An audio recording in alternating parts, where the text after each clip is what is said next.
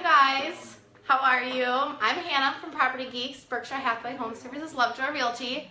Obviously, Karin is usually the one that speaks and is on here with me, but she's not today, so it's just me. Amy's in the background, so I'll probably be looking at her a lot. But yeah, I'm usually the one that just stands here and smiles, so this is going to be really fun. I probably won't stop smiling, so just ignore that. And stop looking at me, Amy. But yeah, so we're going to talk about basically pre-approval for buyers, because usually we talk about stuff for sellers, and it's sellers markets, everybody wants to know, but there are a lot of buyers out there too, or people that want to buy that don't really know where to start. So, hence the pre-approval. So pre-approval is going to be like the first thing you want to do when you want to buy a house. It's never too early to talk to a loan officer or lender or anything like that, because the more you know about your financing, the more that you know what you could afford or what you possibly could afford, the better. That way you know your plan, whether you can buy in 2 years or in 2 months. So let's see what else here. God, this is so awkward all by myself. I'm sorry. So what you need to be pre-approved. You definitely are going to talk to a lender more about that, because I really don't know that much about it, but all the details. But you need like proof of income. You need to know your debt to income ratio, or at least know all of your debt so they can figure that out for you. They need to know your job history, all that kind of stuff. Your credit score, obviously they're going to run your credit. So stuff like that, you're going to make sure you have prepared, or at least talk to a lender and ask them what to do to get that ready. This is so much worse than I thought it was going to be, honestly. Like, this is really bad. I'm really awkward. I'm super sorry. So we probably won't have much people watching. Oh, hi, Linnea. I see you. Okay, so Amy, you can jump in at any time, by the way.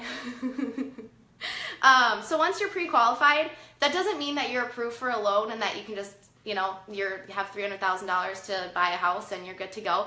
When you get pre-approved, that's when you talk to us and we start looking at the houses. And then, sorry, I can't stop smiling. And then when you actually buy the house, or when you actually find the house, you want to put an offer in. Then you say, hey, look, I'm pre-approved. This is how much I can afford. Sellers are like, oh, A-okay, sounds good.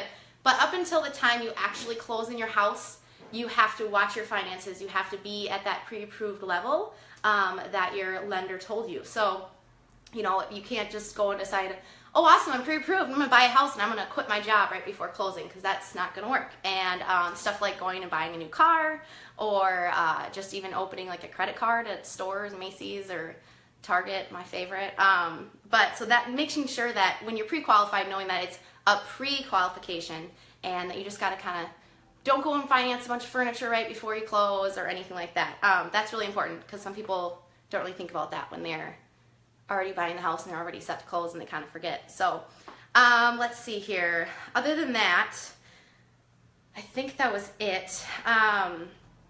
It's very simple. I mean, most people are super nervous to talk to the lender side of things. They just want to talk to us and start shopping and start looking at houses, and they just don't even think about, they don't want to think about the financing side, because obviously that's kind of the boring side and the confusing side, and sometimes just a little intimidating, but that is literally the first thing you ever want to do. So when it comes to finding a lender, there's lots of different ways you can find them. Obviously, you can talk to your realtor like us, and we have a couple people that we really like to work with that are great with clients.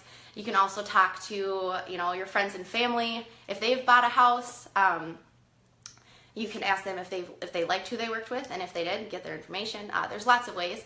But it's not bad to talk to more than one, too. So you don't just talk to one person and then it's like fine. If you don't think that you don't get along with them or they don't work well for you, stop looking at me, Amy. Then you can always shop around, and you can talk to your own bank. You can talk to whoever. So that's the best way of doing it. Stop laughing at me. This is so horrible, you guys. Hi, Andrea. Hi, thanks for watching. You probably already decided to leave because this is horrible. But yeah, so, oh God, Karin, you are in for it. Seriously, I am going to make you do this by yourself for an entire episode. Well, actually, you probably do much better, because you actually can talk when you're awkward and not stand here and just smile. So, but yeah, so that was pretty much it. Am I right, Amy? So yeah, isn't this just great? So Anyways, moral of the story is when you want to buy a house, talk to a lender, know your financing, know your stuff, so when you go to start buying a house, you know what's up, you know exactly what you're going to be looking for. And FYI, I forgot, there's another point I was supposed to make. When you get pre-approved, they're going to give you a number, and that's your max. That's your maximum number. So that's what you could all the way up to afford. I mean, you might think you can afford more, you're more comfortable with spending a certain amount, but when you're getting pre-approved, they give you a max number, and that's exactly what you should spend, or less.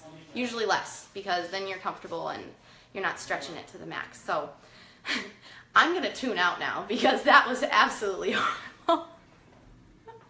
And probably next week you won't see me because I'll never want to show my face again. But thanks for watching, you guys. I appreciate it. And if you have any questions about anything real estate related, please reach out and ask. And I swear I'm really not this awkward in person, just when a video with cameras on me. So I'm going to tune out. So thanks again, you guys.